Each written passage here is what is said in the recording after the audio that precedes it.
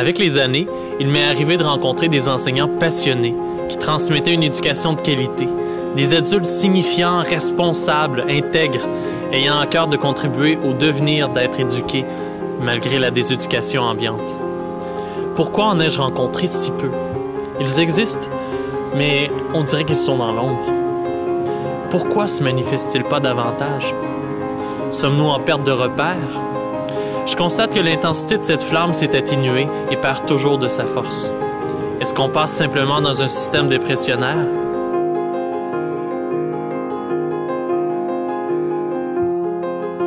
Un peu comme dans tous les métiers en sciences humaines, ça prend des gens qui sont à la base un peu passionnés, voire un peu missionnaires, pour dire, bon, ben moi, je vais faire du centre de ma vie professionnelle une autre personne.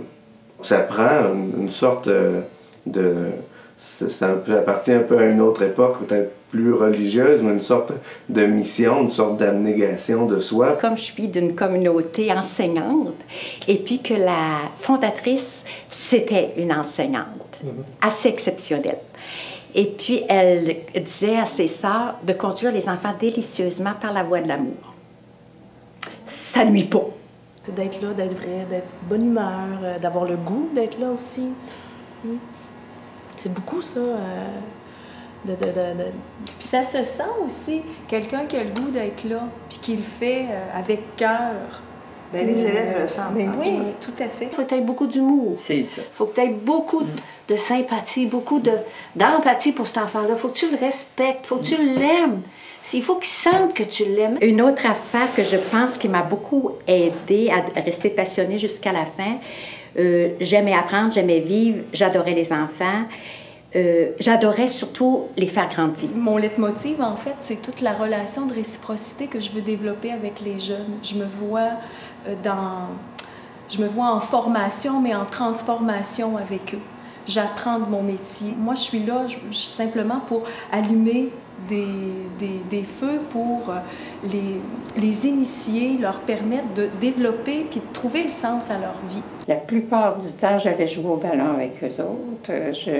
On faisait des jeux à l'intérieur. On ne perd pas notre autorité là-dedans. Au contraire, franchement, on met les enfants avec nous dans le jeu et ils nous connaissent plus sur différentes facettes. Il faut être passionné des enfants, il faut être passionné de la vie. De la vie en général. De la vie. De la vie. Moi, je travaille avec des enfants de 4 ans. Ils me font frissonner. Les leçons qu'ils me font de vie là, sont merveilleuses. C'est pas une question d'âge. C'est une question de relation, une question de communication. C'est ça, la vie. Moi, là, je me pète pas les bretelles quand j'entends qu'ils sont pas bien avec telle enseignante, tel enseignant. Je me dis, qu'est-ce qu'il y a? Mais elle doit être tellement malheureuse, cette personne-là. Comment ça fait qu'elle n'a pas de plaisir dans sa classe avec ses jeunes? Je me promenais, là, tu sais, puis la bouche serrée, puis pincée, puis c'était comme bon. Mais j'ai arrêté de me prendre au sérieux. Et là, je me suis dit, amuse-toi donc avec les enfants. Il sera toujours le temps de te fâcher. Bon, j'élève le ton de temps en temps, je suis affirmatif. Moi, je les appelle souvent mes champions parce que ces êtres-là me transforment, font que chaque jour, je deviens une meilleure personne. Il faut que les professeurs s'embarquent avec amour, enthousiasme. C'est pas nécessairement en ajoutant des minutes non plus, là. Non. Il y en a déjà assez. Mais bien les utiliser, par exemple, oui, c'est d'autres choses. J'ai enseigné jusqu'en 95, moi, là. Oh, d'accord. J'ai enseigné 40 ans, moi. J'ai commencé en 61, ça fait 47 ans. Hein? Quand j'ai pris ma retraite en fin de carrière, à 97, je disais aux gens, j'ai passé 50 ans de ma vie dans l'école. Les gens ne comprenaient pas tout de suite. Avec ton école, étudiante. Je trouve que les enseignants doivent se fatiguer beaucoup plus vite que nous, on a pu se sentir fatigués au bout de 10-15 ans. Là, on ne sentait pas ça. Moi, je sais bien que j'ai toujours été, le matin, contente, puis avoir hâte d'arriver en classe. Jusqu'à la dernière année. Mais avec la mentalité, je me dis, ça doit être plus difficile de résister, de durer. C'est ça aussi le discours, c'est comme, c'est plus le fun d'enseigner, c'est comme t'as pas le droit d'avoir de plaisir. C'est pas correct. Que tu pars dans un corridor, ça rit dans cette classe-là, bon, tout le temps de partir là-dedans. Tout de suite, t'as une étiquette. T'as une étiquette, c'est que quoi sa t'as une mauvaise recette? gestion de classe. T'as une mauvaise gestion de classe ou l'envie, c'est quoi sa recette? Elle n'a pas de problème. Elle, ça rit tout le temps là-dedans. Toute la question des émotions dans les écoles, c'est très suspect. T'sais, on ne parle pas de ça. C'est comme si on travaille avec des gens qui n'ont pas nécessairement de cœur. Pourtant, on parle de motivation, mais motivation au travail. OK? Ça n'a rien à voir avec bon, la motivation d'être dans le monde puis de se réaliser. Donc, tu vois, il y a quelque chose de suspect, particulièrement pour les gars, je dirais, et c'est très, très, très, très, très triste. L'enfant, des fois, il arrive tôt et il manque d'affection ou il y a toutes sortes de choses comme ça et il va chercher l'affection chez les enseignants.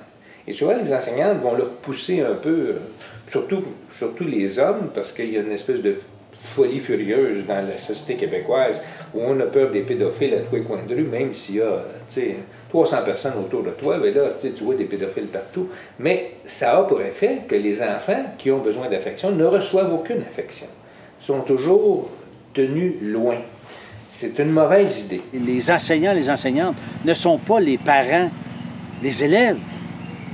Donc, il y a une distance, là, une distance raisonnable qui doit être prise. Sauf que, à quelque part, il y a quand même comment je dirais ça, il y a quand même un lien affectif qui doit se créer. Moi, j'ai connu des enseignants qui disaient, non, moi, tout l'affectif, là, je touche pas à ça. Parce que probablement que ça les insécurise de penser qu'ils ont une si grande responsabilité par rapport aux élèves. Sauf que la responsabilité, là, quand on parle d'éducation, la responsabilité, elle englobe ça. Un étudiant qui a fait un stage, c'est-à-dire qui est en troisième année du bac en enseignement secondaire, il y en a deux qui ont raconté la même chose, entre autres, qui sont allés faire de la suppléance au primaire. Et là, à la fin du cours, il y a une petite fille de troisième année qui est arrivée, qui l'a pris par le cou, puis qui a dit « Moi, je t'aime, monsieur. » Le gars, là, le jeune homme, là, incapable de supporter ça, il dit « Moi, je ne veux plus jamais rien avoir. Je ne veux plus enseigner au primaire. Je ne suis pas capable, ça me met trop mal à l'aise. » Tu vois, il y a vraiment quelque chose au niveau de la connaissance de soi comme être affectif, de la dimension affective, OK? Qui n'est pas... à laquelle on ne donne pas de place. Moi, je sais que j'ai une maudite belle job. Oui. On m'enlèvera pas ça. On m'enlèvera pas ça. Puis je suis bien dans ce que je fais. Je l'ai choisi. Moi, je sais bien que le jour où je serai plus bien, je vais faire autre chose. Oui. Ça, c'est super important. Pour les enfants. Pour les enfants, puis pour moi. Parce que si je suis dans un processus de formation, puis que je les accompagne à se transformer, si moi, dans mon parcours de vie, je suis rendue où j'accepterai pas d'être blasée, j'accepterai pas de plus avoir le goût de me lever le matin pour les rencontrer. Donc, m'en faire autre chose. J'ai d'autres passions dans la vie que je vais nourrir. Ou je vais dire une grosse chose, où tu peux être en processus de destruction. Parce que c'est très confrontant à travailler avec un jeune adulte devant toi qui te remet en question tout le temps.